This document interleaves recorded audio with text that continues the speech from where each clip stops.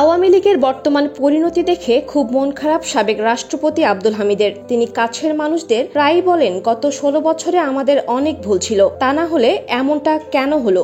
ভুল ছিল বলেই আজকের এই পরিণতি, আজকের অবস্থা হয়তো আমাদের ভুলেরই শাস্তি।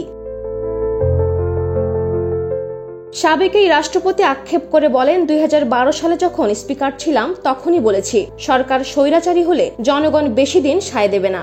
বর্তমানে কার্যত নিষিদ্ধ দল আওয়ামী লীগের আগামী দিনে রাজনীতি করতে হলে তাদের অতীতের ভুল শোধরাতে হবে বলেও মনে করেন দলটির শাসনামলে টানা 10 বছর রাষ্ট্রপতির দায়িত্ব পালন করা আব্দুল হামিদ।